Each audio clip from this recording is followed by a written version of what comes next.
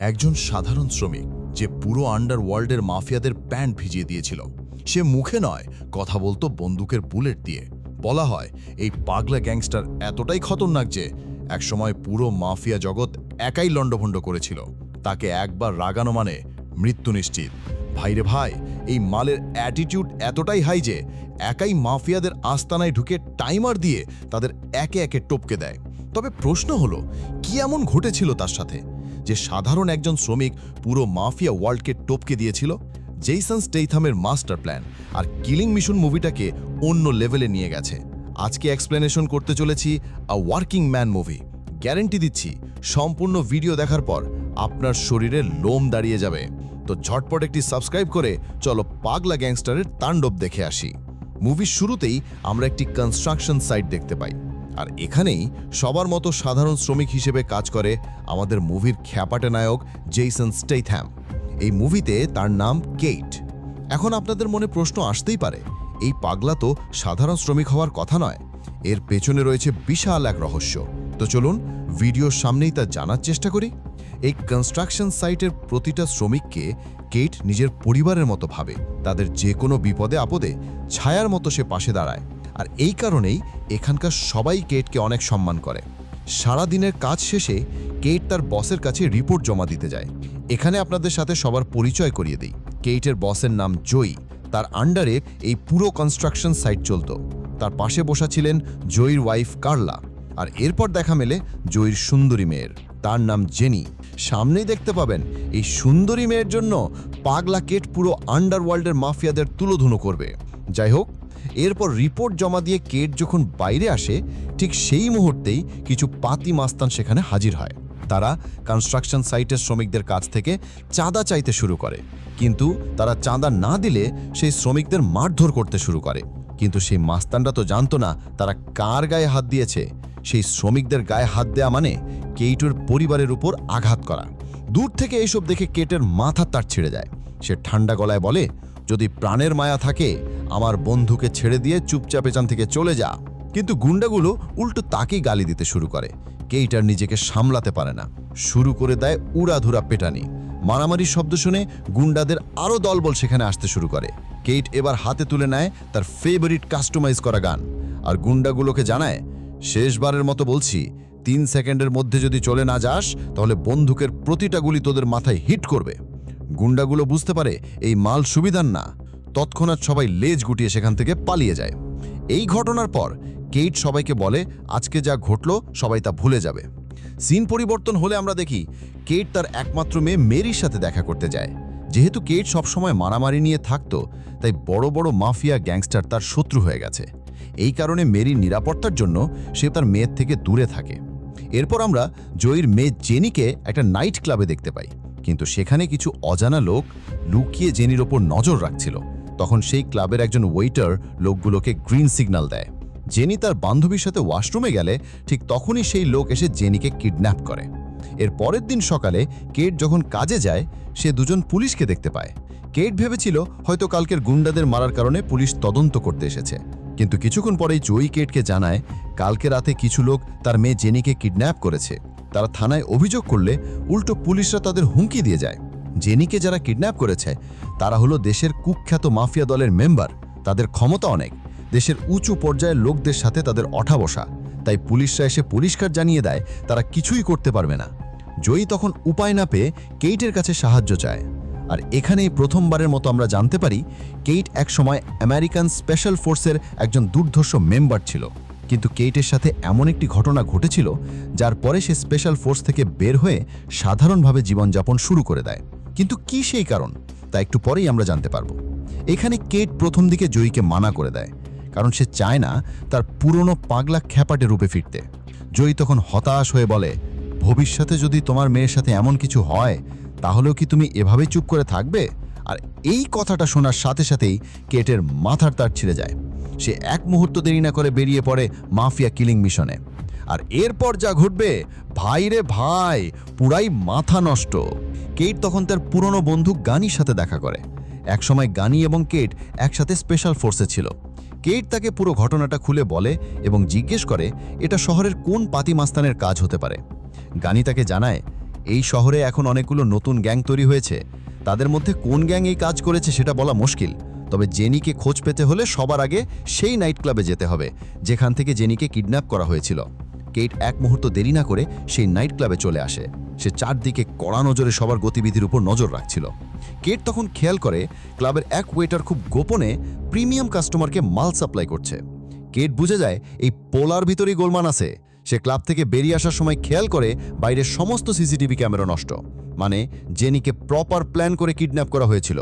একটু দূরেই সে জেনির কানের দুলের একটা অংশ খুঁজে পায়, কিন্তু কেট সেখানে কোনো ক্যাচাল করে না। আর বুঝতেই পারছো, এই পাগলার নীরবতা মানে পরবর্তী কোনো তাণ্ডবের লক্ষণ। রাতে ক্লাবের ওয়েটার যখন বাসায় যেতে গাড়িতে এসে বসে, আমরা দেখতে পাই তার গাড়ির পেছনে একটা জিপিএস ট্র্যাকার লাগানো, আর ঠিক তার পেছনের গাড়িতেই বসে আছে কেট। জিপিএস সিগন্যাল ফলো করে সে ওয়েটারের বাসায় চলে আসে। এরপর কেট সামনে গেলে দেখতে পায় দরজা লক করা। সে তখন তার মাস্টার কি দিয়ে তালা খুলে ভেতরে এন্ট্রি করে। অন্যদিকে সেই ওয়েটার তখন মাল খেয়ে একদম টাল রয়ে আছে। পাগলা কেট সোজা তার মাথায় শটগান এইম করে এবং জেনির ছবি দেখিয়ে বলে, তোর কাছে মাত্র 3 সেকেন্ড সময় আছে, বল এই মেয়েটা এখন কোথায়, না হলে মাথার খুলি একদম উড়িয়ে দেব। কিন্তু এইদিকে ওয়েটার নেশার ঘরে বুঝতেই পারে না তার সামনে সাক্ষাৎ যমদূত দাঁড়িয়ে। কেটের কথা অমান্য করায় তার মাথার তার ছিঁড়ে যায়। তখন মুহূর্তেই ওয়েটারকে পানিতে চেপে ধরে ওয়াটার থেরাপি দিতে শুরু করে। কিন্তু তখনই দুজন গ্যাংয়ের মেম্বার ওয়েটারের কাছে মাল নিতে আসে। গ্যাং মেম্বারদের শব্দ শুনে ওয়েটার তাদের কাছে সাহায্য চায়। কেট তখন চালাকি করে ওয়েটারকে জিম্মি করে। গ্যাং মেম্বারগুলো না ভেবেই কেটের উপর গুলি চালায়, কিন্তু সেই গুলি হিট করে ওয়েটারকে। আর এই সুযোগেই কেট তার শটগান দিয়ে একে একে টপাটপ গ্যাং মেম্বারদের খেয়ে দেয়। এরপর কেট তাদের সার্চ করতে থাকে যাতে তাদের লিডারের খোঁজ পায়। সে তখন একজনের বুকে একটা ট্যাটু দেখলে বুঝতে পারে সে যাদের মেরেছে তারা একটা ভয়ানক রাশিয়ান গ্যাংয়ের মেম্বার। আর এই গ্যাং কতটা খতরনাক তা কেট আগে থেকেই জানতো। তাই সে দ্রুত সমস্ত প্রমাণ এবং তাদের ডকুমেন্টস সাথে নিয়ে সেখান থেকে কেটে পড়ে। কি ভাবছেন কেট পালিয়ে গেল? ভাই রে ভাই, কেট পালানোর মতো মাল নয়। কেট জানে সেই গ্যাং মেম্বারদের খুঁজতে তার টিমের অন্য পোলাপান আসবে, তাই সে গাড়িতে তাদের খেয়ে দেওয়ার জন্য অপেক্ষা করতে থাকে। কিন্তু সারা রাত কেটে গেলেও কেউ আসে না। পরদিন সকালে রাশিয়ান গ্যাংয়ের মেম্বাররা বাকিদের খুঁজতে সেখানে আসে। ভেতরে প্রবেশ করলে তারা সেই দুজন লোকের লাশ দেখতে পায়। সবাই তো হতবাক, এই শহরে কার সাহস আছে রাশিয়ান গ্যাংয়ের মেম্বারদের এভাবে খেয়ে দিল। গ্যাং লিডার কলিসিং বলে এদের শটগান দিয়ে মারা হয়েছে, কিন্তু যে এই কাজ করার সাহস দেখিয়েছে সে কোনো সাধারণ মাল নয়। যত দ্রুত সম্ভব তাকে জীবিত অবস্থায় আমার সামনে হাজির করো।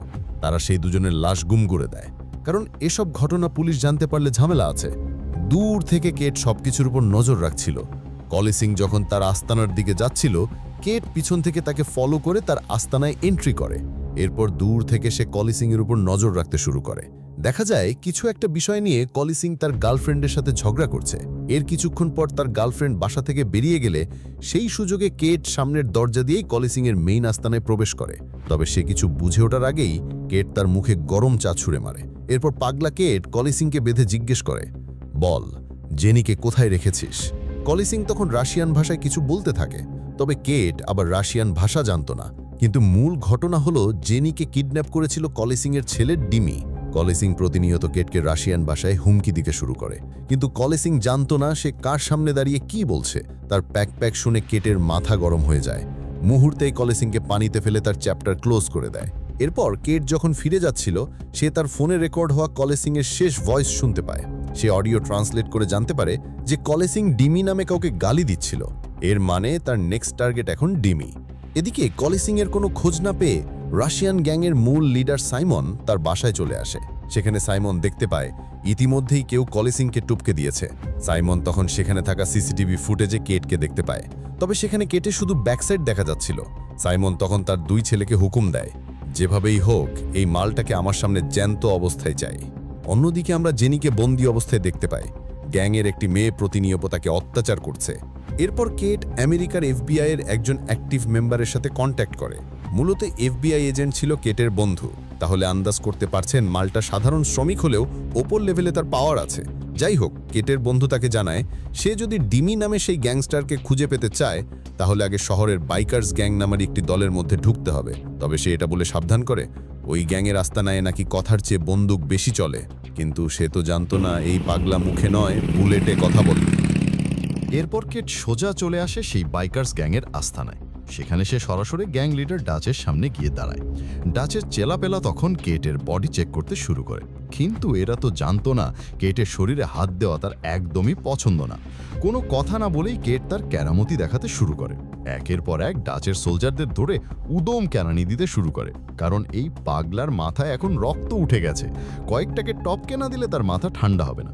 এভাবে মারামারির একসময় একজন সোলজার কেটকে কাঁচের বোতল দিয়ে মারতে গেলে সে ওই বোতল তার মাথায় ভেঙে গলার মধ্যে ঢুকিয়ে দেয়। ভাই রে ভাই, মারগুলো জাস্ট মাথা নষ্ট। সে এক এক করে ডাচের অনেক চেলাপেলাকে উপরে পাঠিয়ে দেয়। পাগলা কেটের এরকম তাণ্ডব দেখে ডাচ হতবাক হয়ে যায়। সে বুঝতে পারে কোনো সাধারণ মাল নয়, তাকে রাগানোর মানে নিজের মৃত্যু ডেকে আনা। তাই সে কেটকে জিজ্ঞেস করে, তুমি এখানে কেন এসেছো? কেট জানায়, আমি তোমাদের সাথে মালের বিজনেস করতে চাই। প্রতি মাসে আমার মোটা অঙ্কের মাল লাগবে। আসলে কেটের এই সিদ্ধান্তের পেছনে মাস্টার প্ল্যান ছিল। ডাচ তখন কেটকে তার কিছু সোলজারের কাছে পাঠায়। তারা টাকা নিয়ে কেটকে একটা চাবি ধরিয়ে দেয়। কেট জিজ্ঞেস করে, মাল কোথায়? তারা জানায়, তুমি গাড়িতে বসো, সময় মতো তোমার মাল পেয়ে যাবে।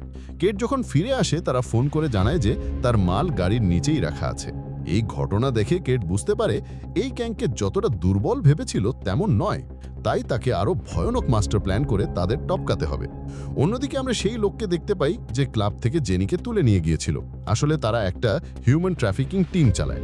এক ক্লায়েন্টের ডিমান্ডে তারা জেনিকে কিডন্যাপ করেছিল, কিন্তু সেই ক্লায়েন্ট যেই সুটকেসের চেইন খোলে, জেনি তার গালে এক কামড় দিয়ে তাকে আহত করে দেয়।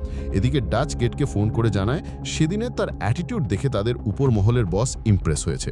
তাই সে চায় কেট যেন তার দলে যোগ দেয়, কারণ এরকমই একজন ওয়ান ম্যান পাগলা গ্যাংস্টার তাদের দরকার। পরের দিন পাগলা কেট স্যুট বুট পরে একদম সেই রকম ভাব নিয়ে বসের সামনে হাজির হয়। বসের সামনে যাওয়ার আগেও তাকে শেষবারের মতো চেক করা হয়, কিন্তু এবার কোনোভাবে নিজের রাগকে সামলে নেয়। এরপর ফাইনালি সে দেখা পায় রাশিয়ান গ্যাংয়ের আসল লিডারের, আর এই গ্যাংস্টারের নামই হলো ডিমি। মনে আছে তো কলিসিং যে ডিমির কথা বলেছিল? এই ডিমি হলো সেই গ্যাংস্টার। এদিকে ডিমিও কিন্তু কলিসিংয়ের কিলারকে খুঁজে বেড়াচ্ছে, কিন্তু সে জানে না যে তার সামনেই বসে আছে সেই মাল। আসলে জেনিকে যে গ্যাং কিডন্যাপ করেছে সেই গ্যাংটা ডিমির আন্ডারে চলে। মানে বুঝতেই পারছেন, এবার শেয়ানে শেয়ানে লড়াই হতে চলেছে। কেট খেয়াল করে এখানে সিকিউরিটিরা সবাই গানে হাত দিয়ে একদম রেডি, মানে এখানে কোনো ঝামেলা করা যাবে না।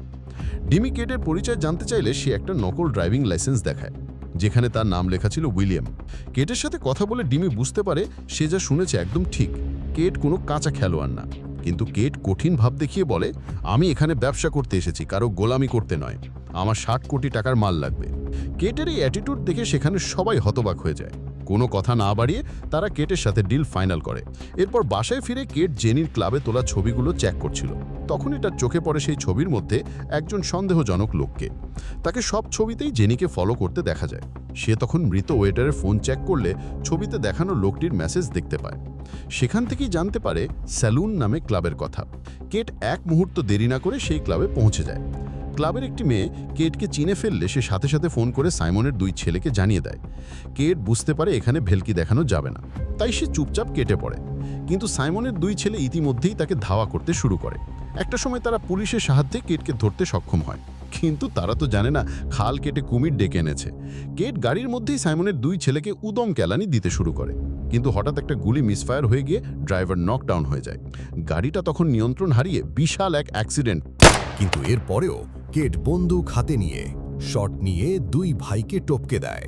পরের সিনে দেখা যায় সাইমন তার 2 ছেলেকে হারিয়ে রাগে খুঁজতে থাকে।